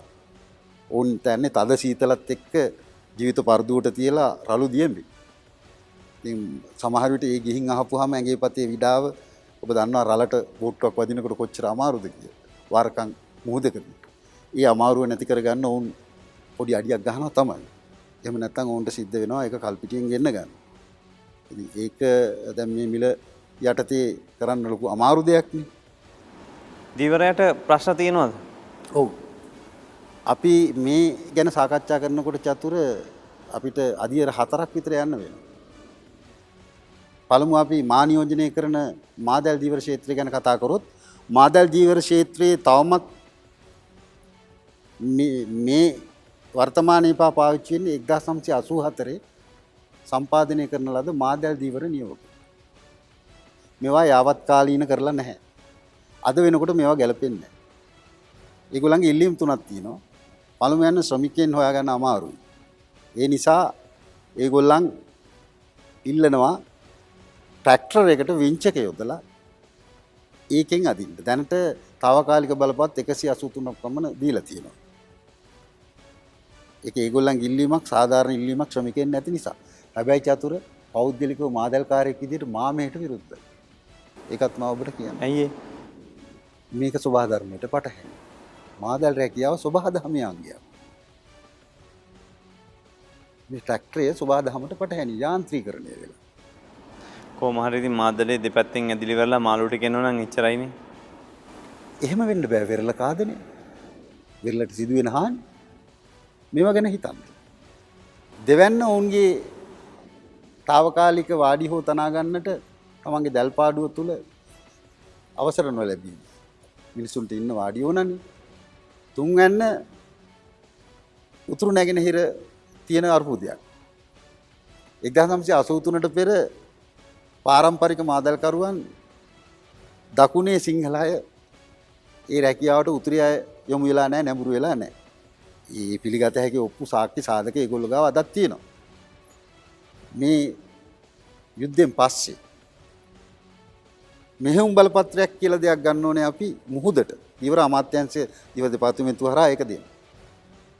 හැබැයි ගොඩබිමට වරාය බලපත්‍රය දෙන්නේ අදාළ ප්‍රාදේශීය ලේකම් කාර්යාලය හරහා. දැන් උතුරේ ප්‍රාදේශීය ලේකම් වරුන් මේ වරාය බලපත්‍රය මේ සිංහල ජනතාවට දීම ප්‍රතික්ෂේප කරනවා. මේකට නම් ඉතින් ජාතිවාදී කියලා හඳුන්වන්න වෙනවා. ඒක එහෙමනේ චතුර. අනිවාර්යයෙන්. චතුර මාදල් රැකියාව මා කළ ගවේෂණවලදී ඉන්දියාවේ කොචින් කියන ප්‍රදේශයෙන් තමයි මෙහෙට ඇවිල්ලා තියෙන්නේ. මම මේක අතීතයේ හොයලා බැලුවා. ලැබුණට කරේ නැහැ. පිටිපන දුව දුංගල් පිටියේ ඒ පැත්තේ මීගමු දීවරේ රුවල් නාවික යාත්‍රාවලින් ඉන්දියාවේ කොචින් වලට ගිහිල්ලා තියෙනවා. ජාඩි හා කරවලගේ. මෙහි නිෂ්පාදනය කළා නැහැ. ඉන්දියාවේ කොචින් ප්‍රදේශයේ මේ කරන රැකියාව දැකලා ඒ රැකියාව එහෙන් ඉගෙනගෙන ඇවිල්ලා හෝ ඔවුන්ගෙන් ගුරුහරුකම් අරන් ඔවුන් මෙහි කැඳවාගෙන ඇවිල්ලා තමයි මේ මාදල් මෙහි නිර්මාණය කරලා තියෙන්නේ. ඒක අපූර්වට හොයාගන්න පුළුවන්. මාදල් භාෂාවේදී පරිහරණය කරන පාරිභාෂික වචන මාලාව. මණ්ඩඩියා, තොට්ටපාලම, අරවලේ, මඩිය, තූරුව මේවා සිංහල වචනත් නෙමෙයි සමහර විට දෙමළ වචනත් නෙමෙයි. මම හොයලා බැලුවා මේ භාෂාව පාවිච්චි වෙන්නේ කොචින් වල නැත්නම් කේරළ. ඉතින් අපි එහෙන් ඉගෙන ගිහලා තමයි මෙහි රැකියාව කරලා තියෙන්නේ. උතුරේ ද්‍රවිඩ සහෝදරවරු මේ රැකියාව ගැන දැනගෙන ඉඳලා නැහැ. අපි තමයි එහාටත් මේක ගෙනහින් තියෙන්නේ. අදත් 80%ක් පමණ උතුරේ මාදල් හිමියන් දකුණේ පිටිපන දුව පිටිපන හරිය සහෝදරවරු. පෑලිගොඩ මත්ත වෙනද සංකීර්ණයේ ඉල්ලු මහා සැපෙම න්‍යාය මතයි මාළු මිල තීරණය වෙන්නේ. අපි හිතමු එක වර්ගයකින් වැඩි කිලෝ ගාණක් ලංකාවේ එක් ප්‍රදේශයකින් සැපෙම කෙරුණයි කියලා. එදාට මේ මාළු මිල ඊටාම පහතට යනවා. මොකද ඈත ඉඳලා එන වෙළඳුන්ට පෑලිගොඩ මත්ත වෙනද සංකීර්ණයෙන් උදෙන්ම පිටත් වෙන්න ඕන. මම කියන්නේ නෑ කලින් තිබිච්ච ගැහස් පහ තිබිච්ච පොදු වෙළඳ පොළ එතනින් ඉවත් කිරීම නරකයි කියලා. හොඳයි නිදහස් තැනකට ගෙනාවා. හැබැයි අලවිය ඊටාම පහත බහැලා තියෙනවා. මොකද උදෙන්ම වෙළඳ පිටත් වෙන්න බලනවා ට්‍රැෆික් ජෑම් එකට අහු වෙන නිසා. අහු වුණොත් මාළු කුණු වෙනකන් ට්‍රැෆික් එකේ තමයි ඉන්න වෙන්නේ ඒ වෙලාවේ. පිටතින් එන වෙළඳ උදේ 6 වෙනකොට යනවා. ඒ හින්දා ගෑස් පහ මේ මාළු වෙළඳ පොළ තියෙනකොට මාළු ගන්නම විතරක් නෙමෙයි වෙනත් දහසක් කටයුතු වලට ආපු කොළඹ නගරයට ආපු මිනිස්සු උදේ 10 වෙනකම් මාළු ටික අරගෙන යනවා. මෙතෙන්ට මිනිහෙක් යන්න ඕනේ පෑලිකොට මාළු ටික ගන්නමයි. වෙන කාරණාවක් එතනින් සපුර ගන්න බෑ. අපි දැන් මේ මාළු මිලදී ගැනීම ගැන කතා කරනකොට අපිට හොඳ රස මාළු කෑල්ලක් කන්න හම්බ වෙන්නේ නැහැ නේ. අපි කල්පිටිය දලුතෙන් කාපු මාළු කෑල්ලයි මෙහෙන් කන කෑල්ලකයි රස වෙනස්නේ.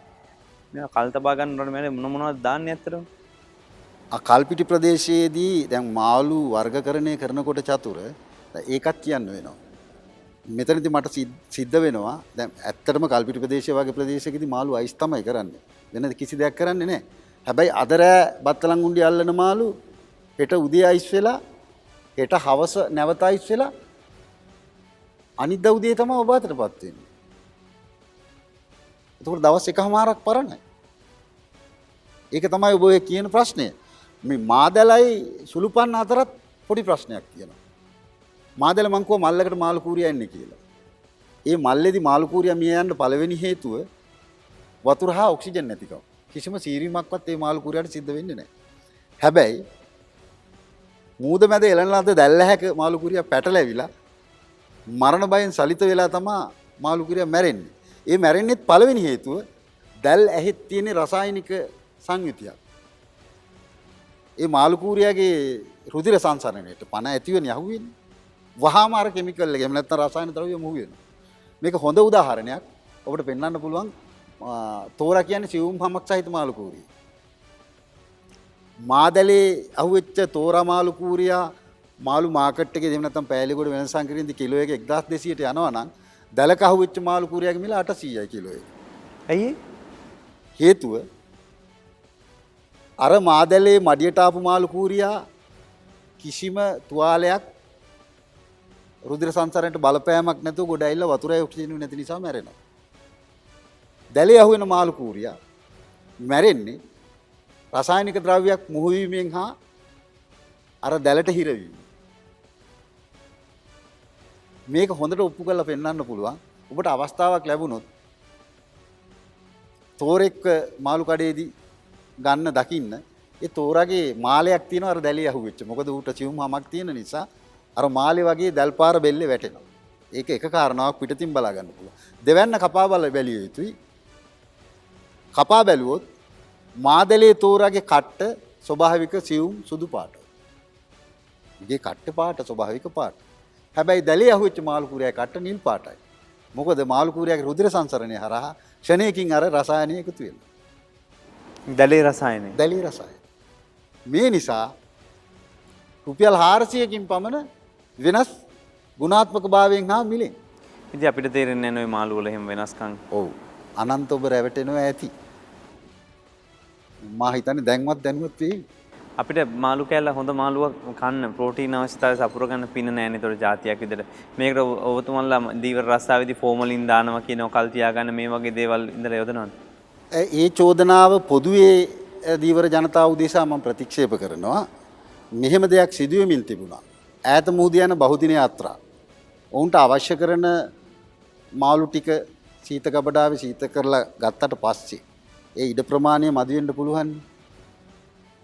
ඊට පස්සේ අහුවෙන කරවල වලට යොදන මාළු. මාළුන්ට ගේන මාළු නෙවෙයි.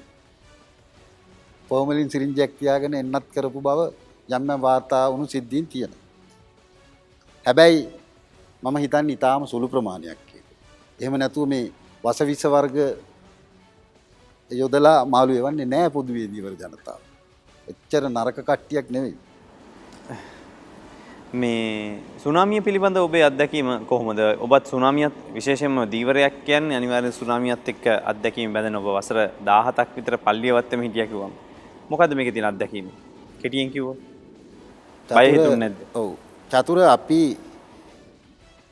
පටන් ගන්න ඕනේ අපේ නොයෙක් ක්ෂේත්‍රවල ජනවහර කටවහර එහෙම නැත්නම් කටින් කතා කරපු දේ තියෙනවා.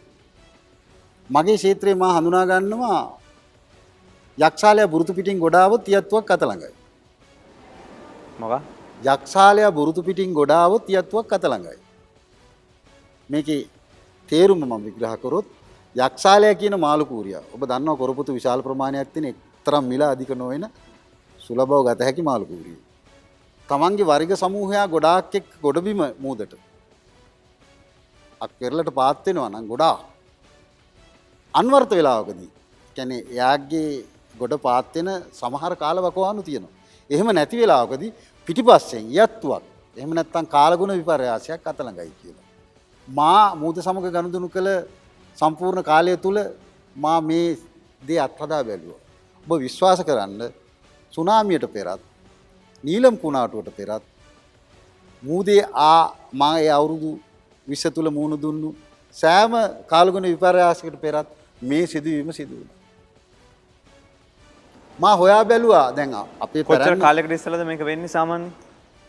සති දෙකක් කාල පරාසයක් තුල මේ සිදුවීම වෙන්න සති දෙකක් කාල පරාසයක් තුල බෙලසන අනතුරු ඇඟවීමක් කියන්නේ. අනතුරු ඇඟවීමක් සිදු වෙනවා. දැන් අපි හොයාගත යුතුනේ මේක කොහොමද පැරන්න කිව්වේ කියලා. මම බැලුවා යක්ෂාලයා කියන සාධකයේ තියෙනවා. කාලගුණ විපර්යාසය කියන සාක්ෂිය තියෙනවා. මූල ධර්මයේ නැහැ. කොහොමද වුනේ? මේක වුණොත් මේක වෙනවා කියනවා. කොහොමද වෙන්නේ? මා සොයා ගියා මේක. ඔබ පුදුම වෙයි.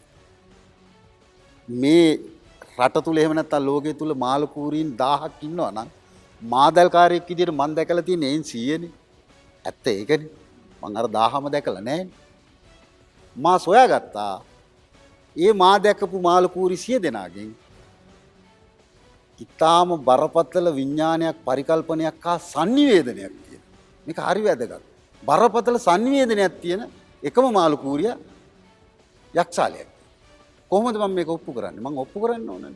මම ඔබට කිව්වා මාදලට මාළු අහුවෙන්නේ චලනය හාර සන්දවණිය. එහෙම නැත්නම් අර රිද්මේ හින්දායි කියලා. අර ශබ්දයේ හින්දායි කියලා. මට කිසි දවසක මාදලෙන් යක්ෂාලය අල්ලන්න බෑ. මම මේ යක්ෂාලය ගොඩට පාත් වෙනකොට ඒගොල්ලන් වට කරන්නේ මම පළපුරුද්දෙන් දන්නවා යක්ෂාලයට හරි කැමති හොඳ බයිට් එකක් යක්ෂාලයට තෝරට හොඳ බයිට් එකක් යක්ෂාලයට හරි කැමති. ඒ එක කණ්ඩායමක එක තෝරෙක් හෝ රජ කරනවා. සාමාන්‍යයෙන් තෝරු රංචු වශයෙන් ආපුවම හඳුනා ගන්න ක්‍රමයක් තියෙනවා ගොඩක් ඉන්නවා කියලා. ඔවුන්වන් ඕනෝන්ගේ වලි ගහපා කරනවා. වලි ගවල කෑලි අඩුයි. මොකද ඒ සාලයෝ අයිනේ රජ කරන්න ඉඩ දෙන්නේ නැහැ වෙනත් තෝරෙකුට මේ තෝරා. එක්කෙනෙක් දෙන්නෙක් ආවොත් ඒ වලිග ඩැමේජ් නැහැ. තුවාල නැහැ. ගොඩක් ආවොත් වලි ගහපාගෙන ඉන්නේ. මම දන්නවා පළපුරුද්දෙන් හැම සාලයෝ අයිනකම එක් තෝරෙක් මම ඒ යක්ෂාලයා කන්නේ ඉන්න තෝරු පරව් අල්ලන්න තමයි මේක වට කරන්නේ.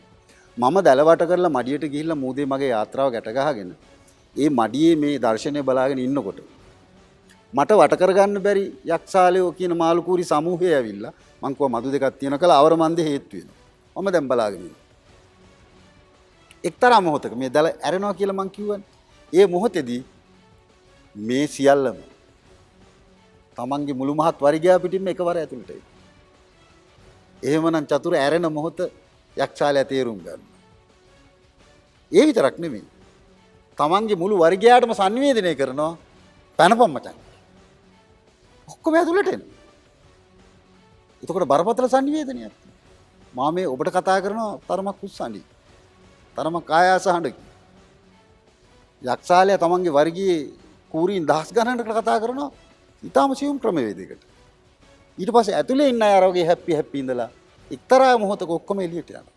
මට ඒක යක්ෂාලයක්වත් දැලගොල එනකොට අල්ලන්න බෑ. හැබැයි ඔවුන් ගොදුරු කරගන්න ආපු තෝරයි පරවයි මට කොටු වෙනවා. ඒගොල්ලන්ට අර සංවේදනය නැහැ. සංනිවේදනයක් නැහැ. අර පරිකල්පනයක් නැහැ. ඒ ඥානයක් නැහැ. මේවා අපිට නොතේරෙන විද්‍යාවක් මේ ලෝකේ ක්‍රියාත්මක වෙනනේ. අනිවාර්යයෙන්. දැන් සුනාමියේදී ඔබ හිටපු දූපත් එහෙම යට උනේ නැහනේ. මොකද මේ හේතුව? චතුර මං ඔබගෙන් පෙරලා ප්‍රශ්නයක් අහන්න ඕන. ඔබ දැනුවත්ද අපිට තියෙනවා ගාල්ල පැත්තෙන් සීනිගම දේවාලයේ සහිත දූපත. අපිට නැගෙනහිරින් තියෙනවා ත්‍රිකුණාමලයේ පරිවි දූපත. උතුරින් කයිට්ස් ඩෙල් නාගදීප එළවතිව් නයනතිව් වවුනතිව් දූපත් මා හිතන්නේ 16ක් විතර තියෙනවා. කල්පිටි අර්ධද්වීපය හරහා දූපත් 14ක් තියෙනවා. ඔබ දන්නවාද සුනාමියෙන් මේ කිසිම දූපතක් යට වුණාද? නෑ, හැඟීමක් නෑ. මමත් මේ ගැන ගොඩක් හිතුවා. දීවරෙක් විදියට. දීවරෙක් විදියට කොහොමද මේක යට නොවුනේ කියලා. මම යම්කිසි අත්දැකීමක හිටියා. මූද ඊටාම නිශ්චල අවස්ථාවක මාදල වට කරපුවාම මට මාළු ගොඩක් අහු වුණොත් මූද ගොඩ ගන්න මොහොතේ මේ මඩිය ගොඩ ගන්න මොහොතේ මූදෙන් මාළු කිලෝ අපි උපකල්පන කරමු 1000ක් විතර හිටියයි කියලා. අදින්න මම අර 20 දෙන්නගෙම බලය එකට එක්කහු කරන්න ඕන. තනියම අදින්න බෑනේ. එතකොට මම කණ්ඩායම් නායකයා විදියට බහැලා හෝ කියලා අම්බාව කිව්වහම හියෝ කියලා අර කට්ටියම වචනයකට බලය එක්කහු කරනවා. එක්කෙනෙක් එකපාරක් එක්කෙනෙක් එකපාරක් අර වචනය තුල ඔක්කොම බලය එක්කහු කරනවා. කියලා පෙන්නුවොත් අපිට හෝ හියෝ කියලා ඔක්කොම අදිනවා. මම හෝ කිව්වා. ඒතකොට අනිත් කට්ටියම අර 20 දෙන්නද 25 දේ කණ්ඩායම හියෝ කිව්වා. හියෝ කියනකොට අර කැදෙන්න ඕන. ඒ වචනය තුලට බලය ගොනු වෙනවා. ඒකට කියන්නේ අම්බාව. තව අම්බාවන් ගොඩක් තියෙනවා. ඒ කියන්නේ දැන් මේක රිද්මයක්කට නෑ. දැන් මේක හෙලෙයි මොකක් එහෙම නේද අදින්නේ මනම? නෑ, ඒ දල අදින මොහොතනේ. ඔව්. ඒ හෙලෙයි ගීත කොටස් අම්බා කොටස් කියන්නේ අර රිද්මයට. මම කිව්වේ පාතියන රිද්මයට. ඒ සංගීත රටාවන් මැවෙන්නේ ඒ රිද්මයට. මේක එහෙම නෙවෙයි. මඩියට පිරුණු මාළු විශාල බරකින් යුක්තයිනේ. මේක ඇදලා ගන්න යොදන උපක්‍රමය. එක වචනයකට ගොනු කරන්නේ. වචන දෙකයි. කණ්ඩායම් නායකයා හෝ කියනවා. මුළු 20 දෙන්නම නැත්තම් 25 දෙනාම හියෝ කියනකොටම අදින්න ඕන. මේ වචනය තුලට අර කණ්ඩායම ශක්තිය ගොනු කරනවා. එතකොට එක්කෙනෙක් එකපාරකටයි තව කෙනෙක් තව පාරට ඇදෙන්නේ නැහැ. එකපාර ඇදෙනවා. මේක කරනකොට අර නිශ්චලව තිබිච්ච මූද විශාල රළ දෙක තුනක් ගේනවා. අපිට මඩිය ගොඩ ඇදලා ගන්න බෑ. මට මේක විශාල ප්‍රශ්නයක් වුණා. ඇයි මෙහෙම වෙන්නේ? සති ගණනාවක් කල්පනා කළා මම දවසක් මගේ සේවකින්ට කිව්වා අද මාළුවා වුණොත් අපි සද්ද නොකර වෙනත් ක්‍රමයකට මේක අදින්න බලමු කියලා. විශ්වාස කරන්න චතුර මූද අර විදිහටම නිශ්චලව හිටියා. අපි සද්ද කරේ නැහැ. මොකක්ද සිද්ධ වෙලා තියෙන්නේ?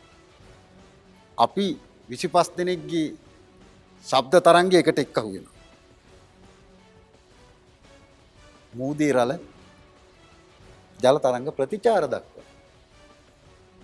මේ මූද මේ තරංගයට ඔබ විශ්වාස කරන්න මිනිසුන් විදියට අපි කරන ප්‍රධාන වැරද්ද තමයි ගහකොළ මූද මේ සියලු දේ අජීවී විදියට දැකීම.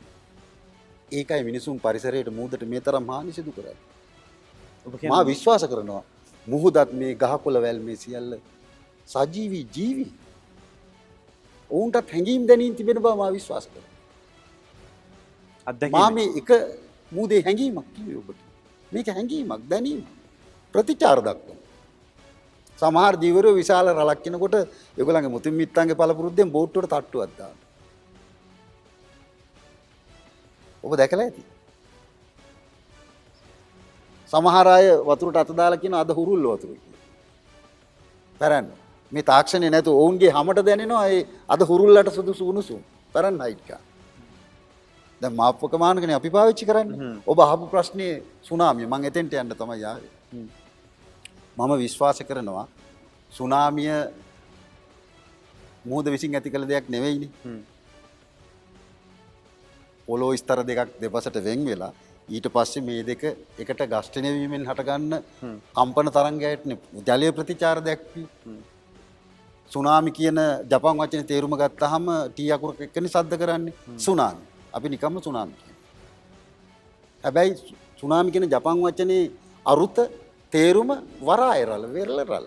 මේකට වෙරළට විතරයි බලපෑම් කරන්නේ. ඇයි? සුමාත්‍රා දූපත්තාවට ඔය භූකම්පනය සිද්ධ වෙච්ච තැන මුහුදු ගමන් මාර්ගයක්, දීවර මාර්ගයක් ඔබ දන්නවද? මම දන්නේ නැහැ. මූදේ කිසිම යාත්‍රාවක් පෙරළුණාද? නෑ. නාස්ති වුණාද? ආපදාවකට ලක් වුණා නැහැනේ. එහෙමනම් තල් කඳක් පොල් කඳක් වගේ මේ රළ අර කම්පනය දරාගෙන ඉහළ නගින්නේ නැහැ එතන. මේ රළ එනවා ප්‍රතිවාදියෙක් වගේ. සටනට කෙනෙක් වගේ. ප්‍රතිතරංගයක් හම්බ වෙනකන් එනවා. ඒකයි මේක මා විශ්වාස කරන්නේ. ඒ කියන්නේ ඔබේ දූපත් වලට ඉතින් ප්‍රතිතරංගයක් නගන්න බැයිද? මගේ දූපත බත්තලන් උණ්ඩු. එහෙම නැත්තම් පල්ලියවත්. ඒ වැලි පොළවේ අඩි 3මාරක් කැන්නොත් ජීවත් වෙන්නේ ඈමයි. එහෙම නැත්තම් මූදම. ප්‍රතිතරංගයක් නැවීමේ හැකියාවක් ඒ පොළොව ස්තරයට නැහැ. චතුරට හැකියාවක් ලැබුණොත් සුනාමිය බලපෑම් කළ ශ්‍රී ලංකාවේ සිටියමක් අරන් බලන්න. මගේ අත්දැකීම කුදිරමලේ ගැන පමණයි. කුදිරමලේ වඩදිය අවසාන මට්ටම ලකුණු වෙලා තියෙනවා.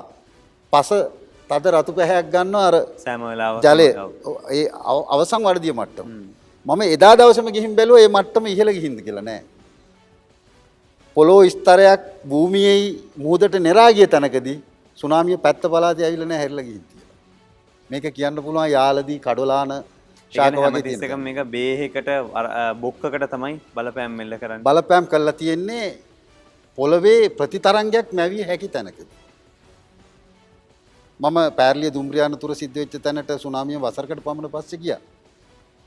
මම එතන දැක්කා මූදේ ඉඳලා පොඩි උස්බිමක් තමයි තියෙන්නේ දුම්රිය මාර්ගයට. ඊට පස්සේ තියෙන්නේ වගුරක් නෙමෙයි චතුර පහත් බිමක්. අපි උපකල්පනය කරමු අඩි 40ක් ආවා කියනවනේ ගාල්ල නගරයට උපකල්පන කරන දෙන ආවා. ඒ ආපු වතුර ඇයි මේ පහත් බිමට ගලා නොගියේ? ඔබ දන්නවා දේපල ජීවිත නැති වුණේ ආපුරලට නෙවෙයි ගේරලට. සියලු දේ මුදට අරගෙන ගියා. ආපුරලට ගිලිලා මිනිස්සු මැරුණේ නැහැ. දේපල ගියේ නැහැ. ලොරි කාර් බස් සියලු දේපල අරගෙන ගියේ මුහුදට.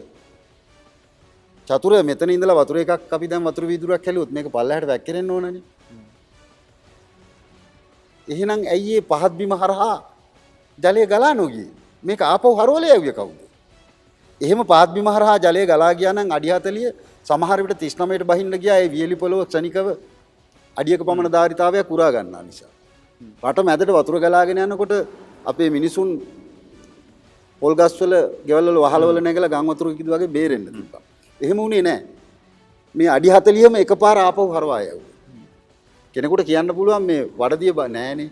වඩදිය බාදිය වෙනස් වෙන්න පෑහැක කාලයක් ගත වෙනවනේ. කොහොමද තප්පර ගණනාවකින් වෙනස් වුනේ? විනාඩි ගණනාවකින් වෙනස් වුනේ. මගේ විශ්වාසය අතුර පොළොව විසින් මතු කළ මේ ව්‍යසනය මේ තරංගය හරවා යවිත් පොළොවෙන්මයි. මම විශ්වාස කරනවා පොළොවේ තරංගය කනට ගහලා අර මූදී රලා අපහු එරිය. දූපත් යට නොඋනේ ඒ තරංගයේ මැවීමේ හැකියාවක් කිසිම දූපතකට නැති නිසා කියන එක මම විශ්වාස කරනවා. ඒ දීවරයාගේ කියවීම. දීවරයාගේ මේකට තියෙන්න පුළුවන් නොඑක් විවේචන. අවසාන වශයෙන් රටේ දීවර වෘත්තිය කරන කෙනෙක් විදිහට බලන් ඉන්න ප්‍රේක්ෂකයන්ට රූපවාහිනියේ ගුවන්විදුලි හැමෝටම පණිවිඩයක් දුන්නොත් ඔබට මොකද කියන්නේ? මට ප්‍රේක්ෂකින්ගෙන් ජනතාවගෙන් ඉල්ලන්න තියෙනවා වගේම මගේ සහෝදර දීවරින්ගෙන් ඉල්ලන්න කාරණා කීපයකුත් තියෙනවා. කෙටියෙන් සඳහන් කරමු. කෙටියෙන් කිව්වොත් දීවර ජනතාව මේ රටට ප්‍රෝටීන සපයන ජනතාවක්. ඔවුන් තමයි මේ රටේ ප්‍රෝටීන් අවශ්‍යතාවය 90%ක්ම සපුරන්නේ. ඔවුන් ඇත්තටම බුද්ධිමත් ජනතාවක්. මානුෂීය හැඟීම් දැනීම් තේරෙන ජනතාවක්. ඔවුන් සමාජයේ පහළ මට්ටමක ජීවත් වෙන ජනතාවක් නෙමෙයි. ස්වාධීන රැකියාවක නීතු ඉතා උසස් මානසික මට්ටමක පෞරුෂයක ඉන්න ජනතාව. ඒ හින්දා ඔවුන් පහත් තත්ත්වේ නෙවෙයි. ඔවුන් අතර විශේෂඥවරුන්, විද්‍යාඥයින්, බුද්ධිමතුන්, ඉංජිනේරුවරුන්, දොස්තරවරුන් මේ සමාජයේ නොයෙක් ස්තරවලට ගිය මිනිසුන් ඉන්නවා. ඒ හින්දා ඔවුන් ගැන සාවධානව බලන්න. ඔබේ හැඟීම් අලුත් කරගන්න. මම මගේ සහෝදර සියලු දීවර ජනතාවගෙන් ඉල්ලනවා. ඔබේ පන්නේ කුමක් හෝ වේවා. ඔබ මූදේ කරන රැකියා පන්න ක්‍රමය කුමක් හෝ වේවා. ඔබ ඔබේ දෙවන මව ලෙස සලකන්න සාගරය එහෙම නැත්තම් මොකද? හේතුව ඔබ කුඩා අවදියේදී මවගෙන් කිරි උරා බිව්වේ අපේ තාත්තා තමාට අහු වෙන හොඳම මාළු කූරියා ගෙදර ගෙනත් දීලා උයපු. උයාලා කාපු ඒ රුධිරය කිරි වලට හරවලා තමයි අපි මවගෙන් බිව්වේ. අපේ දෙවන මව ලෙස අපි සලකන්න ඕනේ. අපේ දරුපවුල් මවහා පියා අපි මේ සියල්ලන්ම රක්ෂාවරණය කරන්නේ අපි රැකවරණය සලසන්නේ මුහුදේ ආධාරයෙන්. පළමු කොට ඇයට ගරු කරන්න. දෙවැන්න ඔබ මෙවන්නක් දැනටම සිදු කරනවා නම් අවුලක් නැහැ, ප්‍රශ්නයක් නැහැ. ඔබේ යාත්‍රාව කුමක් වුණත් අද සිට ඔබ මූදට හෝ කලපුවට හෙළන අපද්‍රව්‍ය එකතු කර ගැනීම සඳහා ඔබේ යාත්‍රාවේ වාජනයක් හෝ උරයක් හෝ එවැනි දෙයක් රැගෙන යන්න. ඒ ගොඩට ගෙනවිත් ඔබ ඒවා විනාශ කිරීමේ පිළිවෙල සකසා ගන්න. මූදට කිසිවක් හෙලන්න එපා. මූද ඔබේ දෙවන මවයි. ඔබ විශ්වාස කළත් නොකළත් මූද සජීවී හැඟීම් දැනීම් තියෙන දෙයක්. ගහකොළත් එහෙමයි. ඒ හින්දා මූදට ගරු කරන්න. මූද ඔබේ දෙවන මව ලෙස සලකන්න. මුහුදට පරිසරයට වෙරළට හානි කරන ඕනෑම අයෙකුට විරුද්ධ වෙන්න එක හෙලාම නිර්භීතව ඉදිරිපත් වෙන්න. ඒකට ඔබට පරම අයිතියක් තියෙනවා. ඒක වෙන කෙනෙකුට නැහැ. ස්තුතියි අද පැමිණියට. මම හිතන්නේ දීවරය පිළිබඳව ඔබට තියෙන හැඟීම වෙනස් තලයකට ගෙන යන්නේ නැති. මේ දීවරය කියලා අපි හැඳින්නුවත් සමාජයේ විවිධ වෘත්තීන් වල නියල වෙන වෙනත් අයව අපි හඳුනාගත්තත් ඔවුන්ගේ පාට මේ කළු පෙනුම නේ රළු පෙනුම රැවුල අවුවට පිච්චිච්චහම මේ හින්දා අපි පුද්ගලයෝ වෙනස් විදිහට සලකන්නවත් ඔවුන් අඩු තක්සේරුවක් දෙන්නවත් හදන්න එපා.